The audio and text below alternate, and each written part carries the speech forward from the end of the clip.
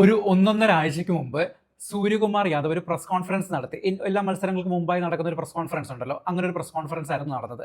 ആ സമയത്ത് ഒരു മാധ്യമപ്രവർത്തകൻ ചോദിച്ചു, എന്തുകൊണ്ടാണ് സഞ്ജു സാംസനെ കളിപ്പിക്കാത്തതെന്ന് ചോദിച്ചു. അപ്പോൾ സൂര്യകുമാർ യാദവ് ഒരു പുച്ഛഭാവത്തോടു കൂടിയും ഒരു പുച്ഛ ചിരിയോടു കൂടി ഒരു മറുപടി പറഞ്ഞിട്ടുണ്ടായിരുന്നു. അഭിഷേക് ശർമ്മയെ മാറ്റിയിട്ടാണോ അതോ തിലക് വർമ്മയെ മാറ്റിയിട്ടാണോ ഞാൻ സഞ്ജുവിനെ കളിപ്പിക്കേണ്ടത്?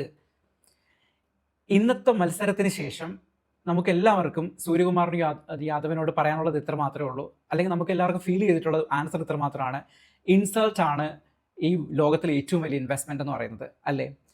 എന്തൊരു ബെസ്റ്റ് ഇന്നിങ്സ് ആയിരുന്നു, അല്ലേ? സെൻസേഷണൽ, സെൻസിബിൾ, വളരെ മെച്ചുവേർഡ് ആയിട്ടുള്ള എക്സ്ട്രാ ഓർഡിനറി ബ്രില്യൻറ്റ് ഇന്നിങ്സ്.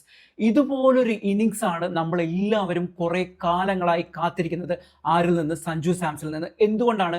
നമുക്ക് എല്ലാവർക്കും അറിയാം അത്തരത്തിലുള്ള കാലിബർ സഞ്ജു സാംസൺ ഉണ്ടെന്ന്. ഒരു പക്ഷേ ഇന്ത്യൻ ടീമിലെ സെലക്ടർമാർ അല്ലെങ്കിൽ ഇന്ത്യയുടെ ക്രിട്ടിക്സസ് ചെയ്യുന്ന ആൾക്കാർക്കും എല്ലാവർക്കും ഇല്ലാതെ പോയതും ഈ ഒരു കോൺഫിഡൻസ് ആയിരുന്നു. ഇതായിരുന്നു സഞ്ജുവിൻ്റെ ആരാധകർക്ക് സഞ്ജുവിന് മേലുണ്ടായിരുന്നൊരു കോൺഫിഡൻസ് എന്ന് പറയുന്നത്. അത് എക്സ്ട്രാ ബ്രില്യൻ്റ് ആയിട്ട് പ്രൂവ് ചെയ്യുന്ന, എല്ലാവരുടെയും മുമ്പിൽ തല ഉയർത്തി നിൽക്കാൻ പറ്റുന്ന ഒരു ഇന്നിങ്സ് ആണ് ഇന്ന് സഞ്ജു സാംസൺ, അതായത് India versus west Indies quarter final എന്ന മത്സരത്തിൽ, അതായത് ജീവൻ മരണ പോരാട്ട മത്സരത്തിൽ ഇന്ത്യക്ക് വേണ്ടി സഞ്ജു നൽകിയത്. സഞ്ജുവിന്റെ ആ ഒരു ഇന്നിങ്സ് ഇല്ലായിരുന്നെങ്കിൽ ഇന്ത്യ തല മടക്കി കൊൽക്കത്ത ഗ്രൗണ്ടിൽ നിന്ന് എല്ലാവരുടെ മുമ്പിൽ തല താഴ്ത്തി ഇന്ത്യ പുറത്തു പോകേണ്ട ഒരു സാഹചര്യം വരും സാംസൺ കളിച്ചിട്ടുണ്ടായിരുന്നത്. അതിനുശേഷം തന്നെ കൃത്യമായ ഇടവേളകൾ സിംഗിൾ ഇട്ട് കൊടുക്കുക, കൃത്യമായ ഇടവേളകളിൽ ഇന്ത്യക്ക് റൺ റേറ്റ് കുറയുന്നു എന്ന് തോന്നുന്ന സാഹചര്യങ്ങൾ കൃത്യമായ ഷോട്ടിലൂടെ റൺ റേറ്റ് ബാലൻസ് ചെയ്ത് പോവുക, ഇത്തരത്തിലുള്ള ബ്രില്യൻ്റ് ആയിട്ടുള്ള പെർഫോമൻസ് ആയിരുന്നു സഞ്ജുവിൽ നിന്ന് നമ്മളെല്ലാവരും ഇന്ന് കണ്ടത്. ഒരു പക്ഷേ ഒരു 3 മാസമായിട്ട് നമ്മളെല്ലാവരും ക്രിട്ടിസൈസ് ചെയ്തുകൊണ്ട് സഞ്ജുവിൻ്റെ കൺസിസ്റ്റൻസി ഇല്ലായ്മയും അല്ലെങ്കിൽ സഞ്ജുവിൻ്റെ ഒരുപാട് കളിയിടാക്കാവുന്ന, എസ്പെഷ്യലി ന്യൂസിലാൻഡുമായിട്ടുള്ള സീരീസ് വന്നപ്പോഴത്തേക്ക് കംപ്ലീറ്റ് ആയിട്ടുള്ള നെഗറ്റിവിറ്റി മാത്രമായിരുന്നു ക്രിട്ടിക്സിന്റെ ഭാഗത്തുനിന്ന് ഉണ്ടായിരുന്നത്. അന്നും ഒരുപക്ഷെ ഏറ്റവും കൂടുതൽ സപ്പോർട്ട് വന്നേക്കുന്നത് കേരളത്തിൽ നിന്നും ചെന്നൈയിൽ നിന്നുള്ള ആരാധകരായിരിക്കും ഏറ്റവും കൂടുതൽ സഞ്ജു സാംസന് സപ്പോർട്ട് നൽകിയത്. കാരണം അവർക്കൊരു പ്രതീക്ഷ ഉണ്ടായിരുന്നു, സഞ്ജു സാംസനെ കൊണ്ട് സാധിക്കും എന്നുള്ളൊരു പ്രതീക്ഷ ഉണ്ടായിരുന്നു. ആ സാധിക്കുന്ന ഇന്നിങ്സ് ആണ് സഞ്ജു സാംസൺ കാഴ്ചവെച്ചത്. സഞ്ജു തന്നെ മാൻ ഓഫ് ദ മാച്ച് കിട്ടിയപ്പോഴത്തേക്ക് പറയുന്നുണ്ടായിരുന്നു, ഞാൻ ഒരിക്കലും ജീവിതത്തിൽ മറക്കാൻ പറ്റാത്തൊരു ദിവസമായിരിക്കും ഇന്നത്തേത്. അതും ആലോചിക്കണം, വേൾഡ് കപ്പ്. നമുക്ക് എല്ലാവർക്കും ഒരു ചെറിയ നീരസം അല്ലെങ്കിൽ ഒരു ചെറിയ വിഷമം ഉണ്ടാകുന്നത് 97 റൺസും 3 റൺസും കൂടെ അകലെയായിരുന്നെങ്കിൽ വേൾഡ് കപ്പിൽ സെഞ്ചുറിയും കൂടി സഞ്ജുവിന് കുറിക്കാൻ പറ്റുന്നു. പക്ഷെ ആ 3 റൺസിന്റെ ഒരു മാറ്ററേ അല്ല ഇന്നത്തെ വിജയശില്പി അല്ലെങ്കിൽ ഇന്ത്യയെ സെമിയിലേക്ക് കടത്താൻ ആര് സഹായിച്ചു എന്നുള്ളൊരു വ്യക്തി നോക്കിക്കഴിഞ്ഞാൽ കാലാകാലങ്ങളോടെ മിസ്റ്ററിയിൽ സഞ്ജു സാംസന്റെ പേരിങ്ങനെ മുഴങ്ങി നിൽക്കും എന്നുള്ള കാര്യത്തിൽ ഒരു ഡൗട്ടും വേണ്ട. ഇനി മാച്ചിലേക്ക് കടക്കുകയാണെങ്കിൽ 195 റൺസിന്റെ കൂറ്റൻ സ്കോറാണ് വെസ്റ്റ് ഇൻഡീസ് അടിച്ചു കൂട്ടിയത്. ഒരു പക്ഷേ 220-230 റൺസ് വരെ പോകേണ്ട ഒരു മാച്ച് ആയിരുന്നു ആദ്യത്തെ ഇന്നിങ്സ് കഴിഞ്ഞപ്പോഴത്തേക്ക്. മധ്യ ഓവറുകളിലേക്ക് എത്തിയപ്പോഴത്തേക്ക് കൃത്യമായി ഇന്ത്യ വിക്കറ്റുകൾ ഇട്ടുകൊണ്ടിരുന്നു. അതിനനുസരിച്ച് ഒരു റൺസും സ്കോർ ഏകദേശം 10 മുതൽ 14 വരെയുള്ള ഓവറുകളിൽ ആകെ സ്കോർ ചെയ്ത് 20-22 റൺസാണ്.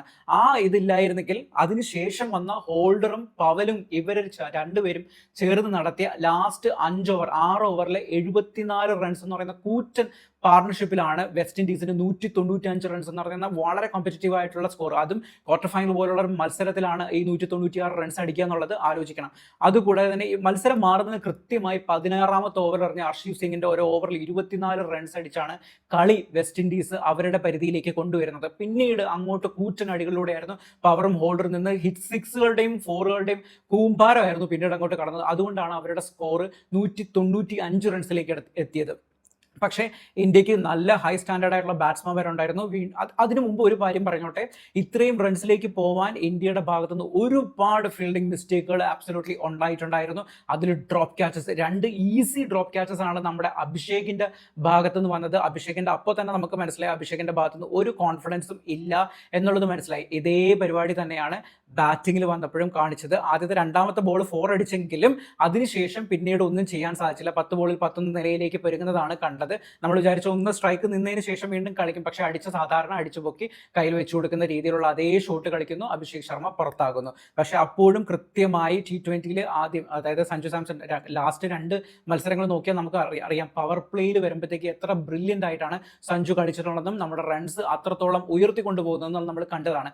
അതേ ഇന്നിങ്സ് വിക്കറ്റ് പോയെങ്കിലും സെൻസിബിൾ ആയിട്ട് ഹിറ്റ് ചെയ്യേണ്ട ബോളുകൾ കൃത്യമായി ഹിറ്റ് ചെയ്ത് റൺ റേറ്റ് ഒരു കാരണവശം താഴേക്ക് പോകാത്ത രീതിയിൽ മെയിൻറ്റെയിൻ ചെയ്ത് സഞ്ജു കീപ്പ് ചെയ്യുന്നുണ്ടായിരുന്നു. ഉണ്ടായിരുന്നു. പക്ഷെ സഞ്ജുവിന് പിന്തുണ കൊടുക്കാനായിട്ട് മറ്റു ഒരു ബാറ്റ്സ്മാൻമാർക്കും സാധിച്ചില്ല എന്നുള്ളതാണ് യാഥാർത്ഥ്യം. തിലക് വർമ്മ ഒഴികെ ബാക്കിയുള്ളവരെല്ലാം 20-നകത്ത് റൺസ് മാത്രമാണ് സ്കോർ ചെയ്തത്. തിലക് വർമ്മയാണ് കുറച്ചെങ്കിലും രീതിയിൽ സഞ്ജു സാംസനെ സപ്പോർട്ട് ചെയ്തത്. എന്തായാലും ബ്രില്യൻ്റ് ആയിട്ടുള്ള സഞ്ജു സാംസന്റെ ഒറ്റയാൾ പോരാട്ടത്തിൽ 97 റൺസിന്റെ മികച്ച ഒറ്റയാൾ പോരാട്ടത്തിൽ ഇന്ത്യയെ സെമി ഫൈനലിലേക്ക് എത്തിച്ചിരിക്കുന്നു. ഇനി എന്തായാലും വ്യാഴാഴ്ചയാണ് സെമി ഫൈനൽ നടക്കാൻ പോകുന്നത്. വ്യാഴാഴ്ച നടക്കുന്ന സെമി ഫൈനലിൽ ഇന്ത്യയുടെ എതിരാളി ഇംഗ്ലണ്ടാണ്. രണ്ടാമത്തെ സെമി നടക്കുന്നത് സൗത്ത് ആഫ്രിക്കയും ന്യൂസിലാൻഡും തമ്മിലുള്ള മത്സരമായിരിക്കും. അത് കഴിഞ്ഞതിന് ശേഷം മാർച്ച് 8 ഇവർ തമ്മിലുള്ള വിജയിൽ ആരായിരിക്കും T20 വേൾഡ് കപ്പ് ഫൈനലിലേക്ക് എത്തുക എന്നുള്ളതും. അതും അഹമ്മദാബാദിന്റെ ഹ്യൂജ് ക്രൗഡറായിട്ടുള്ള സ്റ്റേഡിയത്തിലായിരിക്കും കളി നടക്കാൻ പോകുന്നത്. ഇനി എന്തായാലും ഏതാനും ദിവസങ്ങൾ മാത്രം കാത്തു നിൽക്കുന്നു. സഞ്ജുവിന്റെ പെർഫോമൻസിൽ നമ്മളെല്ലാവരും വളരെ തൃപ്തിയാണ്, വളരെ ഹാപ്പിയാണ്. അതുപോലുള്ള ഇന്നിങ്സ് ആയിരിക്കും സെമി ഫൈനലിലും ഫൈനലും കാത്തിരിക്കുന്നത്. അപ്പോൾ സഞ്ജു ആയിരുന്നു കുറച്ച്, അതായത് റൺസ് 20-22 റൺസ് ഇല്ലെങ്കിൽ 24 റൺസേ എത്തുന്നുള്ളൂ, അതിന് മുകളിലേക്ക് പോകുന്നില്ല എന്നുള്ള എല്ലാ പരാതിയും അവസാനിപ്പിച്ച് 97 റൺസാണ് അടിച്ചു കൂട്ടിയിരിക്കുന്നത്. എന്തായാലും നമുക്ക് സെമിയിലേക്ക് കാത്തിരുന്ന് കാണാം. വ്യാഴാഴ്ചയാണ് ഇന്ത്യയുടെ മാച്ച് നടക്കുന്നത് ഇംഗ്ലണ്ടുമായിട്ട്.